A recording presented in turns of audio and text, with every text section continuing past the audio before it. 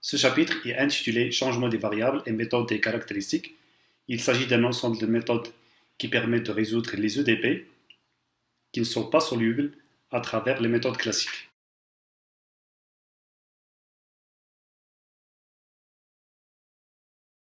Dans la première section, on va voir un ensemble de changements de variables qu'on peut effectuer au niveau de plusieurs problèmes, notamment les équations en dérivée partielle. La deuxième section, on va étudier la méthode des caractéristiques, qui est une méthode très puissante et qui permet de résoudre plusieurs problèmes à valeur initiale.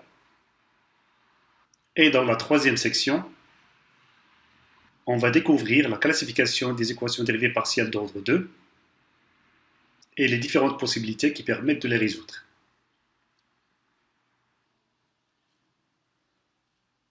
Dans la première section, on va consacrer notre étude aux EDP d'ordre 1 à coefficient constant qui prennent la forme suivante.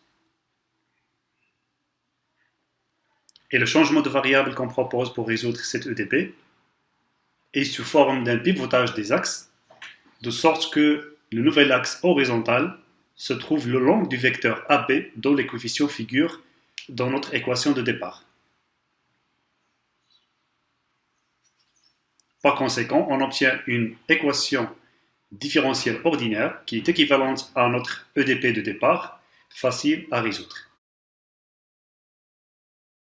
Autrement, on propose de considérer un angle alpha tel que sa tangente est égale au rapport des coefficients B et A qui figurent dans notre EDP.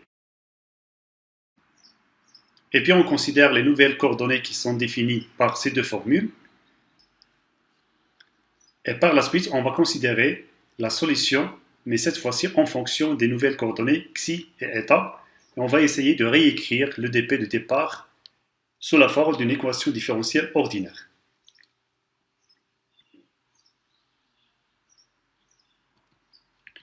Par exemple, on se propose de résoudre l'EDP suivante, qui est homogène d'ordre 1.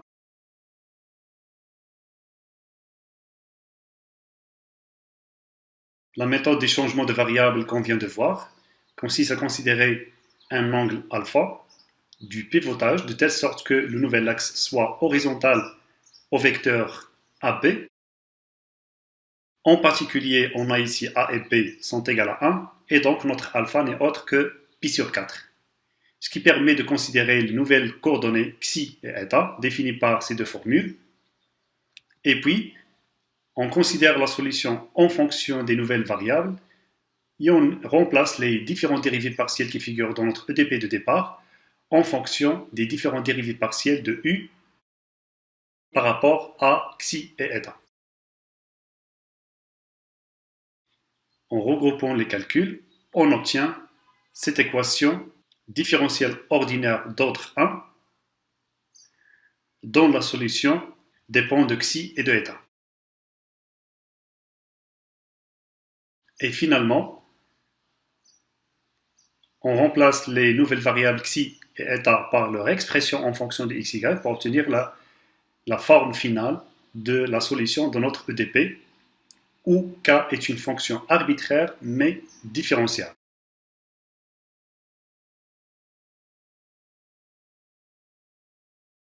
Le changement de variable qu'on vient de voir est bien justifié à travers cette équivalence, en essayant de réécrire notre EDP en fonction de la dérivée directionnelle.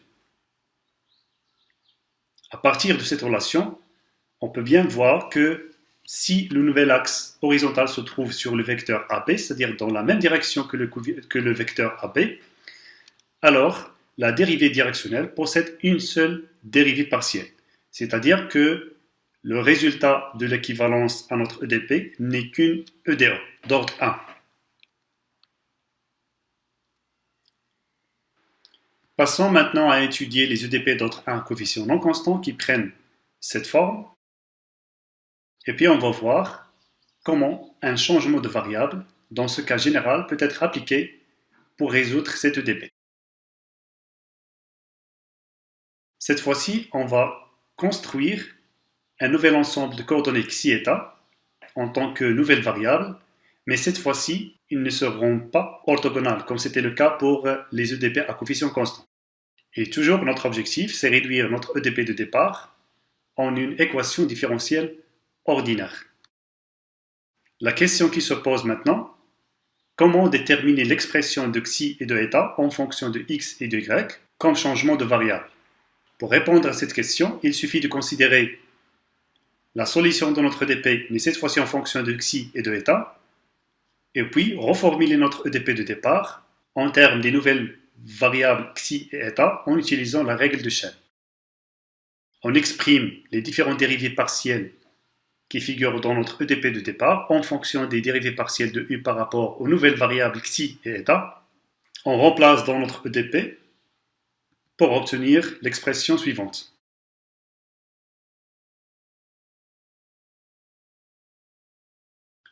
Puisque notre objectif est de déterminer une équation différentielle ordinaire, alors on aura besoin de considérer l'une des deux EDP homogènes suivantes, en xi et en eta. Si jamais on suppose qu'on s'intéresse à résoudre la première EDP, dont la solution est xi, on peut bien montrer que la fonction xi est constante le long des courbes qui vérifient cette équation. Il suffit de calculer la dérivée directionnelle de xi suivant le vecteur AB pour vérifier cette assertion.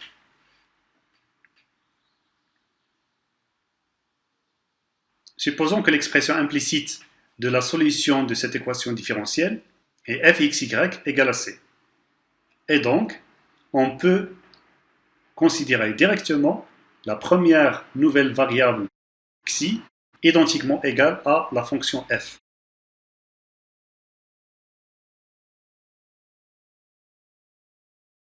Pour déterminer la deuxième nouvelle variable, on peut choisir n'importe quelle fonction qui vérifie cette condition, c'est-à-dire que le déterminant de la matrice jacobienne de xi et eta par rapport à xy est différent de 0. Si on considère par exemple eta égale à x, on peut bien vérifier que cette condition est satisfaite puisqu'elle est égale à xi y. En effet, si on suppose le contraire, si xi y est nul, on remplace dans l'EDP associé à la fonction xi, on obtient également que xi est nul. Et par conséquent, le coefficient p sera également nul, ce qui implique que notre EDP de départ n'est qu'une équation différentielle ordinaire. Tandis que nous sommes en train d'étudier une EDP, et donc les deux coefficients a et p devront être non nuls à la fois.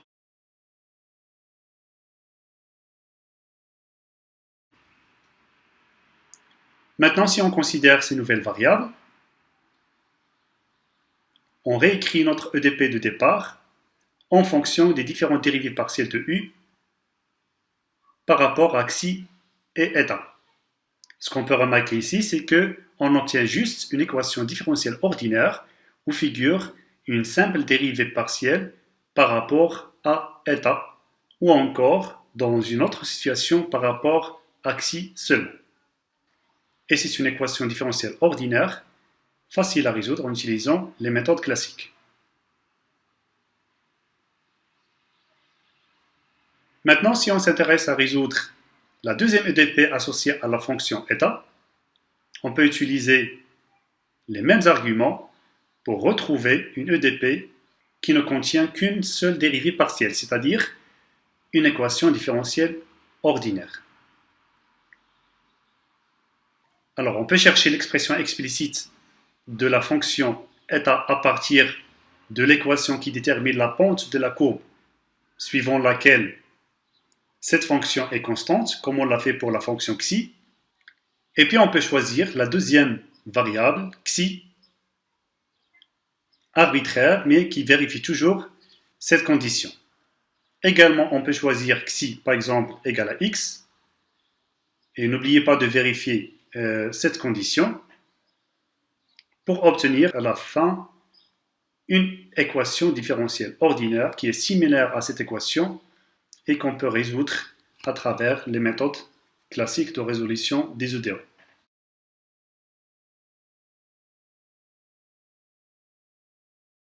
Par exemple, on va essayer de résoudre cet EDP non homogène d'ordre 1 en utilisant la méthode qu'on vient de voir.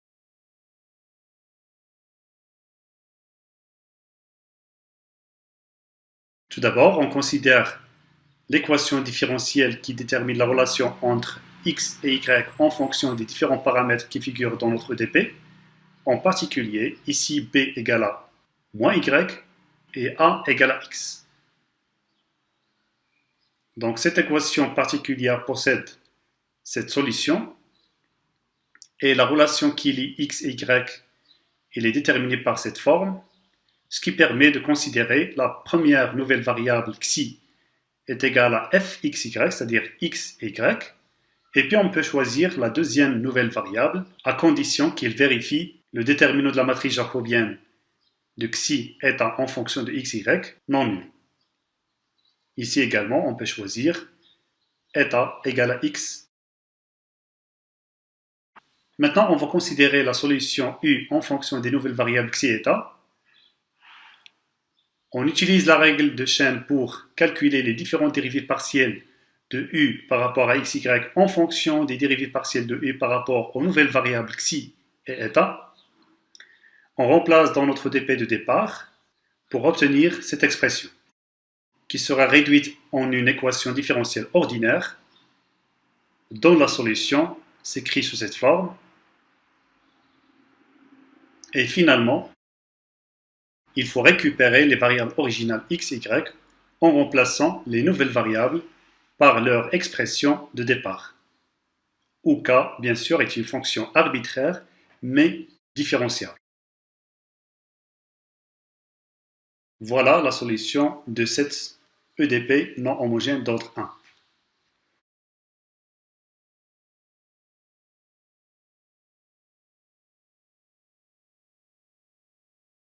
Maintenant, on va étudier un exemple d'une EDP d'ordre 2 en termes de l'équation d'onde et on va essayer d'utiliser la méthode de changement de coordonnées pour résoudre cette EDP.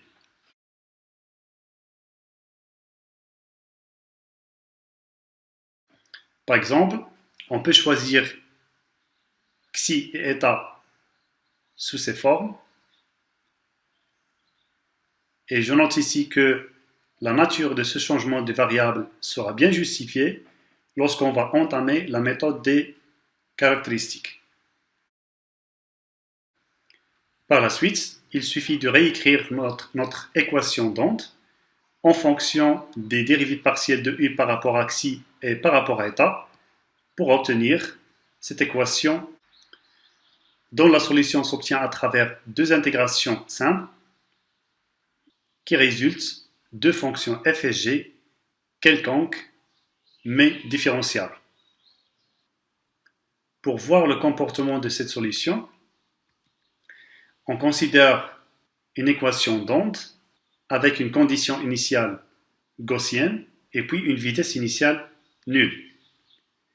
Et d'après l'expression de la solution finale, qui s'écrit sous forme de la somme de deux termes, le premier terme, il détermine une onde qui se propage à droite à la vitesse c, et le deuxième terme, il détermine une onde qui se propage à gauche à la même vitesse c.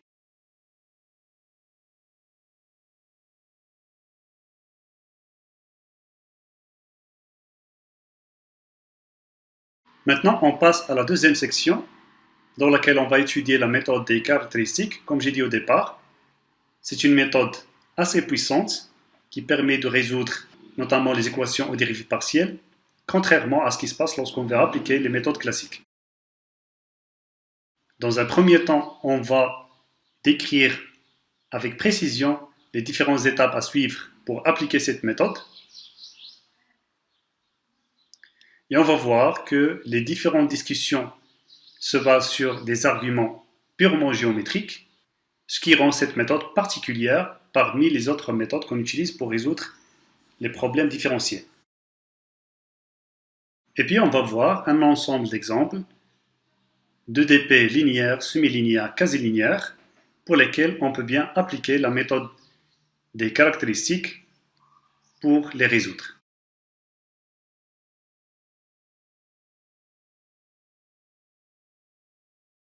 Commençons d'abord par étudier un problème de Cauchy semi-linéaire d'ordre 1 qui prend la forme suivante où les coefficients a et b ne dépendent que de x et de y au plus. C'est la raison pour laquelle cette équation est appelée semi-linéaire. On peut encore décomposer cette EDP sous cette forme pour laquelle on sépare toutes les expressions en fonction de u à gauche et le reste à droite. Et donc, le problème de Cauchy consiste à munir notre EDP de départ d'une condition initiale par rapport à x ou bien par rapport à y. C'est ce qu'on appelle un problème de Cauchy semi-linéaire.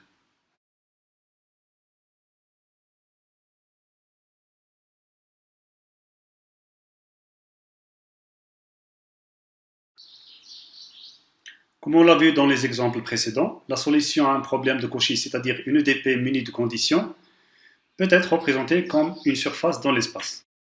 Autrement, on peut bien écrire l'équation de la surface intégrale sous cette forme où le premier symbole u est une fonction et la seconde fonction u est une variable.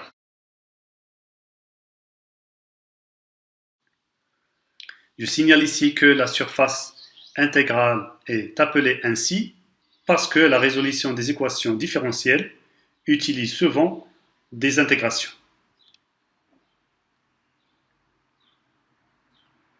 Pour bien comprendre cette notion de surface intégrale, on suppose que la solution de notre dp est égale à x moins y au carré, et donc la surface intégrale sera x moins y carré moins u. C'est-à-dire on remplace l'expression de la solution de notre dp moins une variable qu'on appelle aussi u. Maintenant, en utilisant la notion du gradient, on peut bien exprimer le vecteur normal à la surface f en fonction des différentes dérivées partielles de u par rapport à x et par rapport à y. C'est un vecteur orienté vers le bas parce que la composante en k est strictement négative.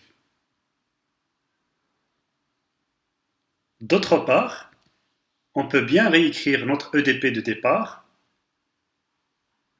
en utilisant la notion du produit scalaire, où on peut voir que le vecteur v défini par les différents coefficients qui figurent dans notre dp est perpendiculaire au vecteur normal n perpendiculaire à la surface f.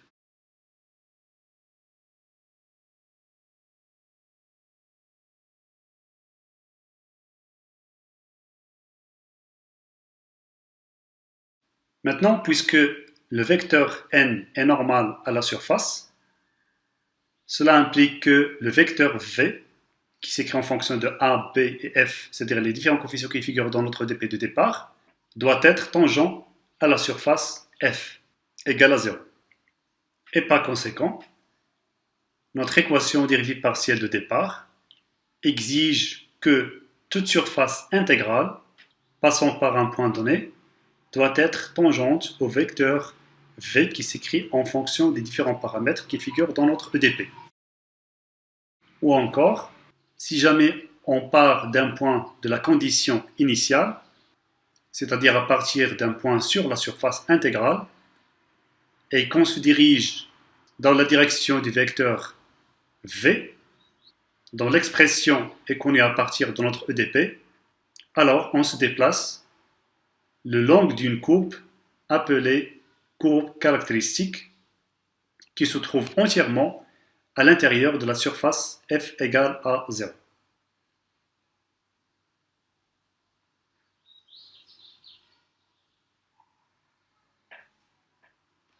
Pour bien comprendre cette méthode, on exprime d'abord les points sur une courbe caractéristique le long de la surface par cette expression, et dont l'expression du vecteur tangent s'obtient à travers la dérivation de cette expression. Et c'est un vecteur qui doit appartenir au plan tangent à la surface f égale à 0 au point donné, c'est-à-dire en xt, yt, ut. ce qui implique que les deux vecteurs P' et V sont proportionnels puisqu'ils sont collinéaires pour une certaine constante lambda. Alors cette propriété de proportionnalité peut être écrite sous cette forme par identification entre les deux vecteurs P' et lambda V. Ou encore sous cette forme condensée qu'on appelle forme différentielle. En fait, c'est une expression qui donne lieu à deux équations différentielles et non pas trois. Alors on a le choix de considérer l'une des deux formes en fonction de la possibilité de la résolution des équations différentielles. Et les solutions de ces équations-là sont appelées intégrales premières et déterminent en même temps les directions caractéristiques et l'expression de la solution suivant ces directions.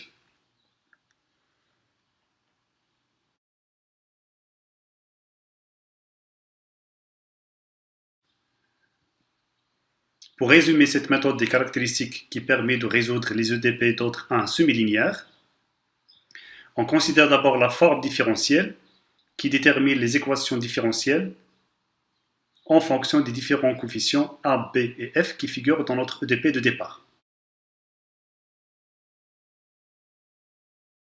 Ensuite, on essaie de résoudre l'équation différentielle ordinaire qui détermine les courbes caractéristiques suivant une certaine constante C1. Après, on essaie de résoudre l'équation différentielle qui détermine l'expression de U suivant les courbes caractéristiques pour une certaine constante C2. Et finalement, on lie les deux constantes C1 et C2 à travers une fonction G arbitraire mais différenciable. Pour justifier cette connexion entre les deux constantes C1 associées à l'équation des directions caractéristiques et C2, la constante associée à la fonction U suivant ces directions caractéristiques, il faut remarquer d'abord que la résolution de chaque équation différentielle ordinaire associée à la fonction U se fait le long de chaque courbe caractéristique déterminée par cette équation. Ce qui donne lieu à une constante C2, c'est-à-dire pour obtenir l'expression de U, on résout chaque équation caractéristique et puis avoir une constante intermédiaire C2. C'est une constante qui peut varier entre chaque caractéristique, mais elle doit toujours être la même pour toute caractéristique particulière.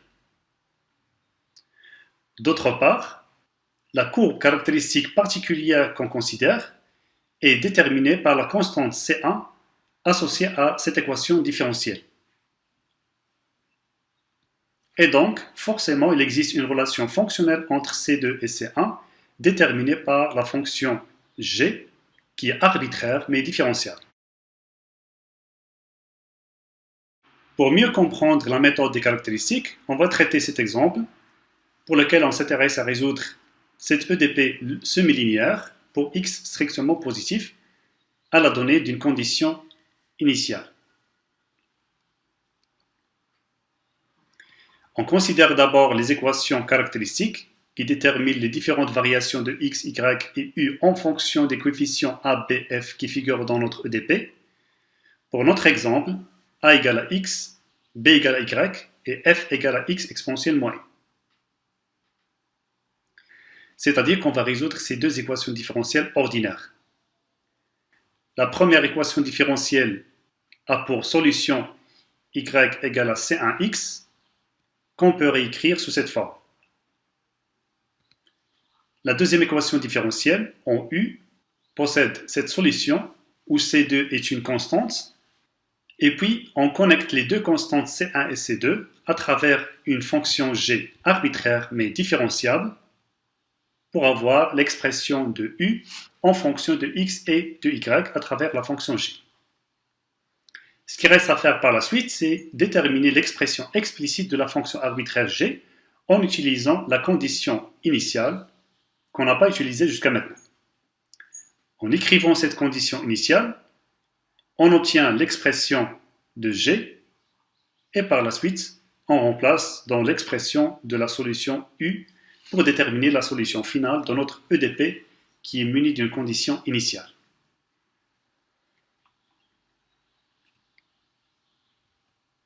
On passe maintenant à étudier les EDP quasi-linéaires d'ordre 1 qui prennent cette forme et qu'on peut traiter d'une manière similaire au cas semi-linéaire.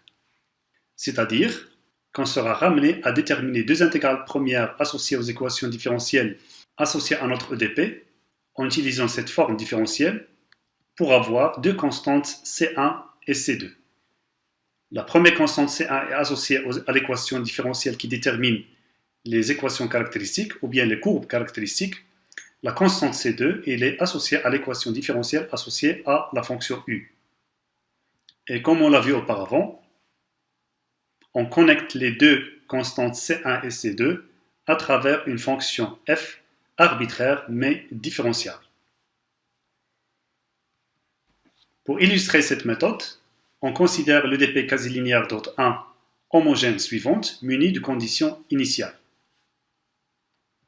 D'abord, on considère les équations différentielles associées à notre EDP en fixant les différents coefficients A, B et F, où on divise ici formellement par rapport à 0. En fait, cette écriture implique que la fonction U elle est constante suivant chaque courbe associée à cette équation différentielle qui détermine les courbes caractéristiques. Et puis, si on associe le résultat des deux équations différentielles, on obtient cette expression. Après, on connecte les deux constantes C1 et C2 à travers une fonction arbitraire différentielle. Et pour déterminer l'expression explicite de cette fonction arbitraire, on utilise l'expression de la condition initiale, ce qui implique que la fonction f n'est autre que la donnée initiale de notre EDP. En combinant tous ces résultats, on obtient une forme implicite de la solution de notre EDP de départ. Passons maintenant à la dernière section dans laquelle on va étudier les équations dérivées partielles d'ordre 2 qui sont déterminées par cette forme générale où les différents coefficients sont des fonctions qui possèdent des dérivées partielles d'ordre 2 continues sur le domaine d'étude de l'EDP. La classification des équations aux dérivées partielles d'ordre 2 se fait à travers trois types: hyperbolique, parabolique ou elliptique, suivant le signe de b carré moins 4ac.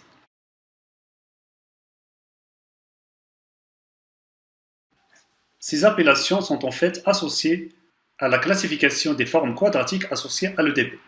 Par exemple, cette EDP est bien elliptique puisque le signe de b carré moins 4ac est strictement négatif. Également, la forme quadratique associée à cette EDP, x carré plus 2y au carré est égal à 1, représente une simple ellipse. Le deuxième exemple hyperbolique, puisque le signe de b carré moins 4ac est strictement positif, également, la forme quadratique associée à cette EDP, x carré moins y carré égale à 1, est une hyperbole.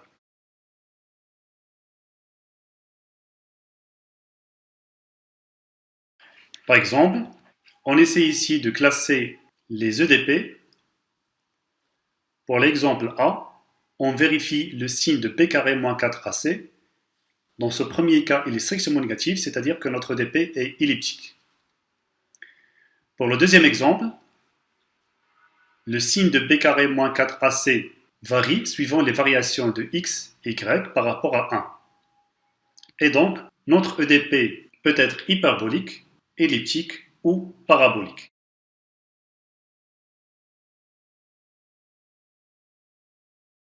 Après cette classification, on passe maintenant à la notion de forme canonique des EDP. C'est une opération qui permet de modifier la forme de notre EDP dans l'espoir de la résoudre. On peut suivre les mêmes démarches que pour les EDP quasi-linéaires d'ordre 1 pour la détermination des nouvelles variables xi et eta qui devront vérifier cette condition sur le domaine d'étude de l'EDP. Après, on considère la solution U en fonction des nouvelles variables xi et eta. On remplace dans notre EDP de départ on obtient cette expression où les différents coefficients sont en fonction des dérivées partielles de xi et de eta par rapport aux variables indépendantes x et y. À partir de ces formules, on peut justifier que la nature ou bien la classification de l'EDP de départ est invariante par changement de coordonnées, puisque le déterminant de la matrice jacobienne est non nul, et donc on obtient la même classification après changement de variable. Maintenant, pour déterminer une forme canonique de notre EDP, c'est-à-dire pour la simplifier afin de la résoudre, on peut chercher les coordonnées xi et eta, solution des équations différentielles associées aux coefficients A' et C' qui devront être nuls. Je rappelle ici qu'on a procédé de la même façon lorsqu'on a étudié les EDP d'ordre 1 quasi linéaire.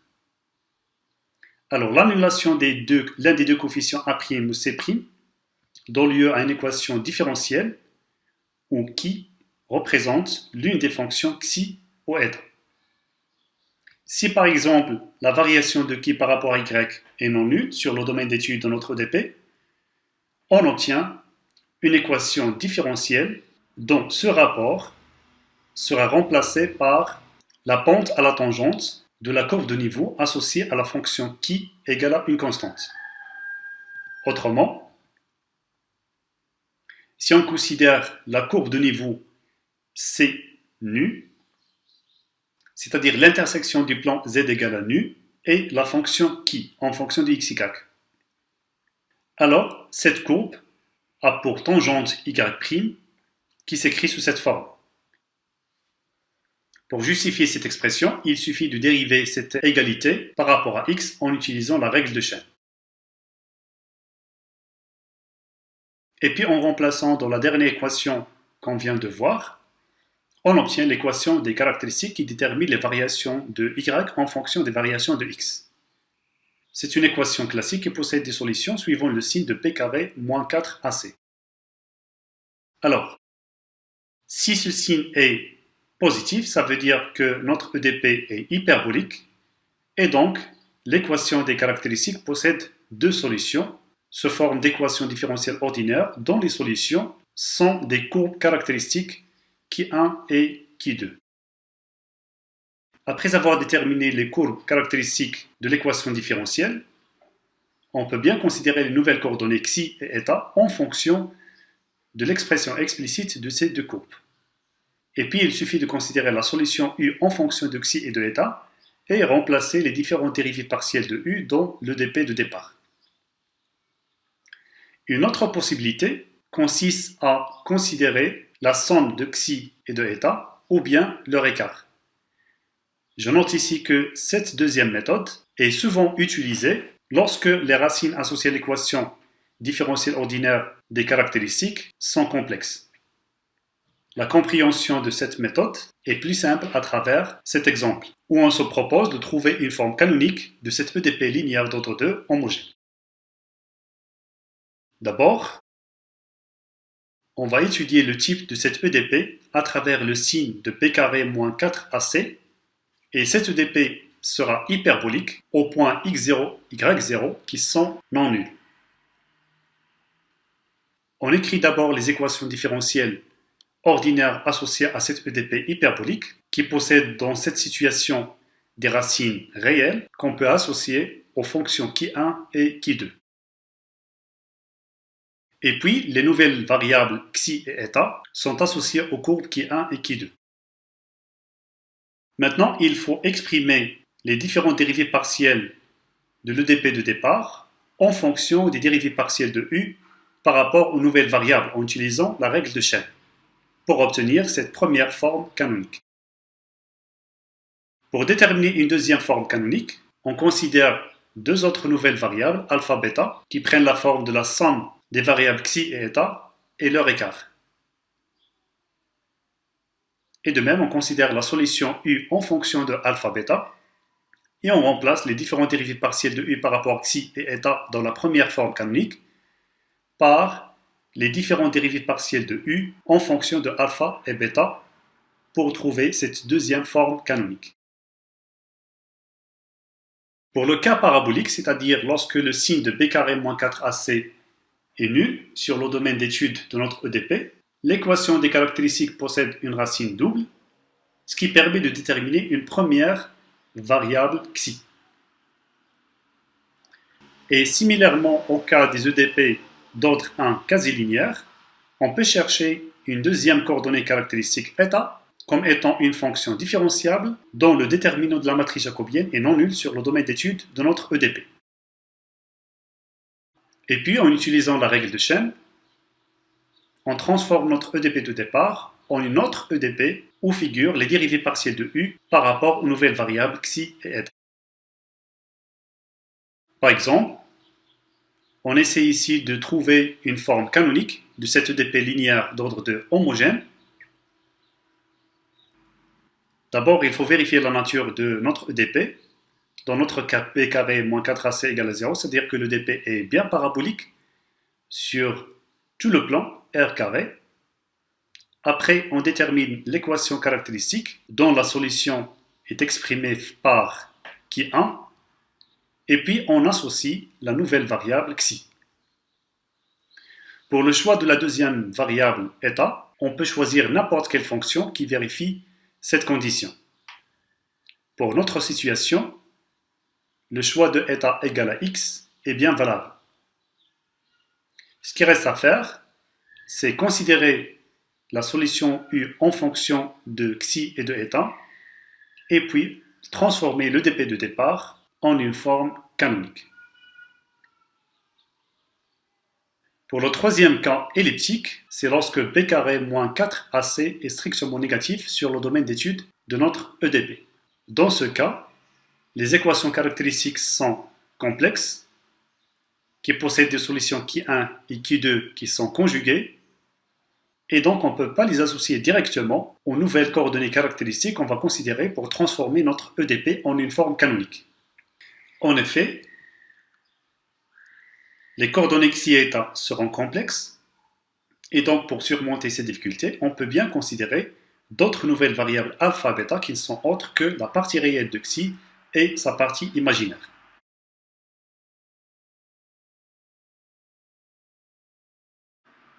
Et par la suite, en utilisant la règle de chaîne, on obtient la forme canonique associée à l'EDP dans le cas elliptique.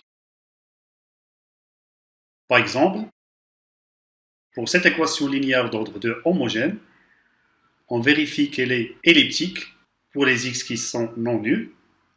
On écrit les équations caractéristiques qui sont dans ce cas complexes. Les solutions associées sont également complexes.